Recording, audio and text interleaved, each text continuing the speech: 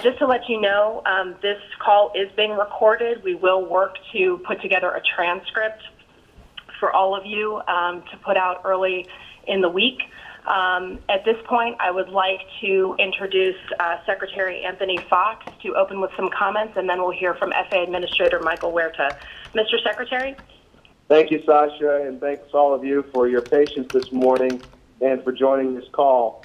2 weeks ago, the U.S. DOT produced a report, Beyond Traffic, Trends and Choices 2045, highlighting, among other things, the rapid technological advances taking place and are likely to take place in transportation. Technology is not just changing the automobile, it is changing aviation.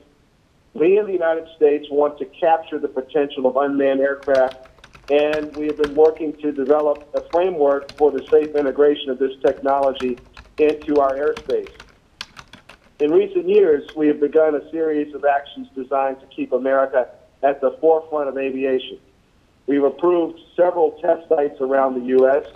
We've developed an exemption program to enable commercial users to access this potential.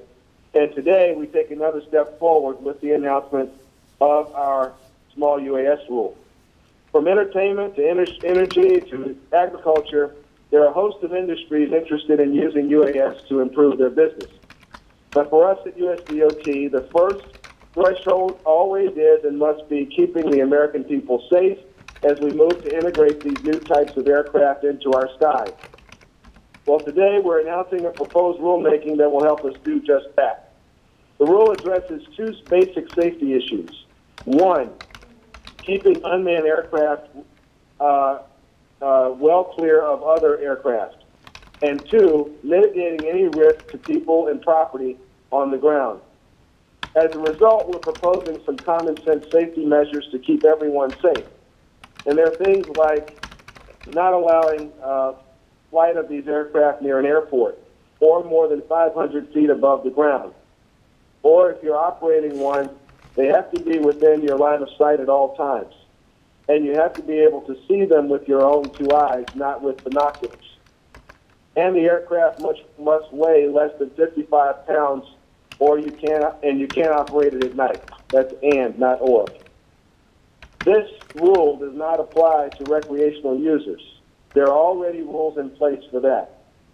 Safety issues aren't just the only issues associated with unmanned vehicles. These vehicles raise privacy issues as well, which is why the President has released a memorandum on privacy that will guide how the federal government uses unmanned aircraft in our domestic airspace. We're going to be transparent about our use of this technology. We're going to use it in a way that follows the law and doesn't infringe on civil liberties. I want to thank the FAA especially for their hard work on this, and I'll turn it over now to Administrator Michael Huerta, who will give us more details on the proposed rule. Michael. Thank you, Mr. Secretary.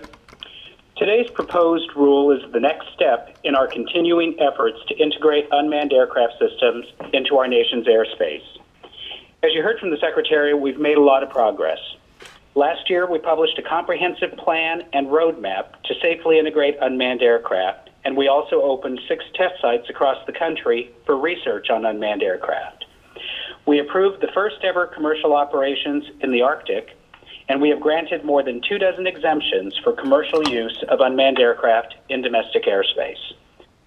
Today's proposed rule is a big step forward in outlining the framework that will govern the use of small unmanned aircraft weighing less than 55 pounds. This proposed rule offers a very flexible framework that provides for the safe use of small unmanned aircraft while also accommodating future innovation in the industry. As you heard from the Secretary, this technology offers many potential benefits to society. Due to the size of a small unmanned aircraft, we envision that these aircraft could be used for a wide variety of activities, particularly those that might be considered dangerous.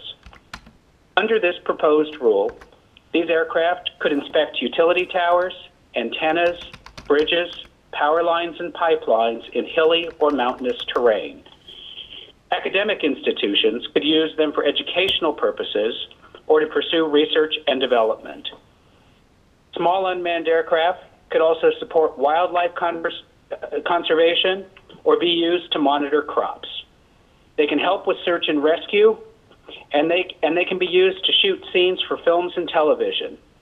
And of course, there's a lot of interest in using them to take aerial photographs for real estate purposes.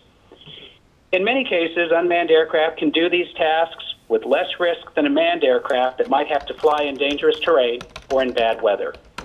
And in some cases, an unmanned aircraft could conduct inspections more safely than a worker who would need to, for example, climb a tower. As a reminder, what we are releasing today is a proposed rule. It's not a final rule. Today's action does not authorize widespread commercial use of unmanned aircraft. That can only happen when the rule is final. In the meantime, operators must still go through the current process for a waiver or exemption to fly. Also, this proposed rule does not affect those who want to fly model aircraft as a hobby or for recreation. They already can. You simply need to fly according to our model aircraft guidelines. The FAA's unmanned aircraft website has a lot of good information on how to fly your model aircraft safely. As the Secretary said, safety is always our #1 priority. This proposed rule makes sure that we are protecting other aircraft as well as people and property on the ground. I'd like to go over these safety provisions. The proposed rule accommodates aircraft up to 55 pounds, operating at speeds of up to 100 miles per hour and up to 500 feet in altitude. This keeps these small unmanned aircraft away from manned aircraft that usually fly at higher altitudes. Also, unmanned flights would be restricted near airports and in certain airspace unless air traffic control gives permission. This is to provide a buffer between manned and unmanned aircraft. This proposal would allow operations during daylight hours and would require the operator to be able to see the unmanned aircraft at all times. Rather than requiring a private pilot license, we propose that operators obtain a newly created FAA Unmanned Aircraft Operator Certificate by passing a knowledge test focusing on the rules of the air. The operator must renew their certificate every 2 years by passing a written proficiency test. And before each flight, operators would conduct a pre-flight inspection, just as pilots do with manned aircraft today. These small unmanned vehicles pose the least amount of risk to our airspace, and therefore, the rule would allow these aircraft to operate without the need for an airworthiness certificate. Such a certificate could take a manufacturer between 3 to 5 years to obtain. With the pace of innovation in the market, an unmanned aircraft could very well be outdated by the time it obtains a certificate. Therefore, no airworthiness certificate is needed. However, these aircraft must operate under a clear set of parameters to maintain safety, as I mentioned. The proposed rule also invites comments on a number of provisions so that we can determine the appropriate standards. Particularly, we ask the question of whether there should be a category and special rules for micro unmanned aircraft, those that weigh 4.4 pounds or 2 kilograms or less. We're asking the public to comment on whether such a category and different rules governing them should be included in the final rule. The proposed rule will be on the FAA's website and goes into greater detail in all of these provisions. The unmanned aircraft industry is expanding greatly, and this technology has the capability to dramatically change the way we use our nation's airspace.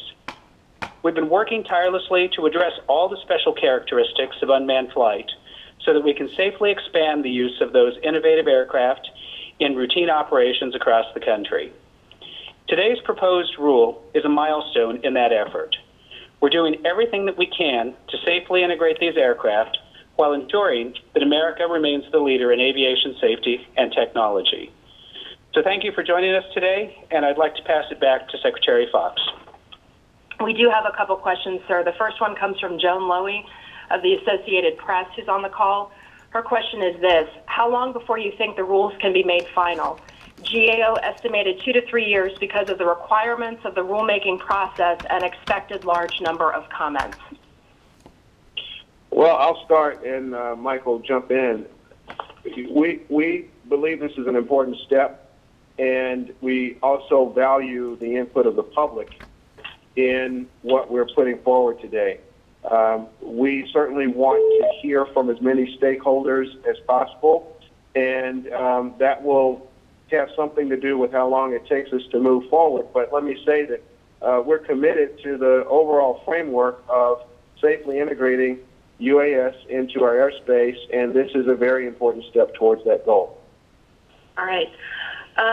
Our next question comes from Matt McFarland of the Washington Post. His question is, can you tell us more about the FAA-approved Knowledge Testing Center? What might be an example of one? Where will one take this test? And also, where does one obtain an unmanned aircraft operator certificate? Michael.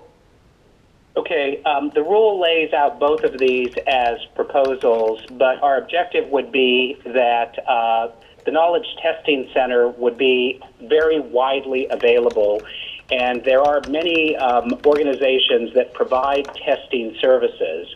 And so what we're looking for here is to ensure that those that want to obtain this certificate have access to it as broadly as possible. In terms of the content of that, the basic thing that we're trying to establish here is this is fundamentally different than being a private pilot. A number of requirements that might pertain to being a private pilot simply don't apply when you are flying an unmanned aircraft. But what does apply is your ability to operate within airspace with other aircraft. And so the test is really focused in that area. Okay.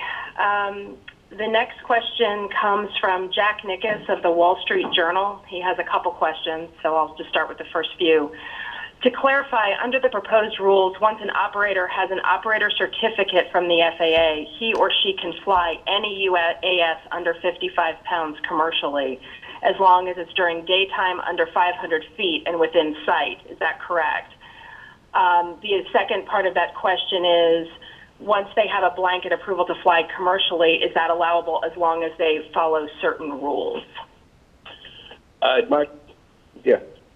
Yeah, the answer to the first question is yes, that as long as you're operating within the framework and you have the appropriate operator certificate, yes, that would be correct, subject to the basic rules associated with safety and airspace that are called out within the rule. Okay. The next question comes from Aerospace News. If a UAS operator already possesses a private pilot's license, will they still require a UAS operator's permit? Michael. Yes, they would still. You can think of it as sort of an endorsement to your driver's license, but it is a much streamlined process. And again, its principal focus is on the rules of the rules of the air. But again, what we're seeking is comment on this proposed approach, and we're looking forward to how the public views that. The second part to that question is, will any medical exam be required, as with a pilot's license? Yes, Go ahead, Mike. Yeah, there would not be a separate requirement for a medical exam. Right. The next question comes from Aaron Cooper of CNN. Even when all commercial use has been banned, we still see a number of close calls between UAS and manned aircraft. Will we see more close calls now that more UAS will be allowed to fly? And how will we ensure that how will the FAA ensure that the UAS comply with rules and ensure that they avoid airports and manned aircraft? Well, part of putting this rule out is taking another step towards establishing a framework for the safest possible integration of UAS into the airspace. I think as we go through the comment period and work with those who give us their feedback, we'll hopefully either learn that we've done this exactly right, or we'll find some ways that we can tweak it to make it the strongest possible rule in terms of avoiding those issues, and also ensuring that we have the kind of enforcement mechanisms that enable us to protect other users in the airspace. Michael? Yeah, there are two dimensions, and the Secretary touched on them. The first is education, making sure that everyone understands what the rules are. And the rule sets out that framework. But we've also done a fair amount of that, and we will continue to do that. An indication of that is our Know Before You Fly campaign that we've done in conjunction with industry that we started at the end of last year.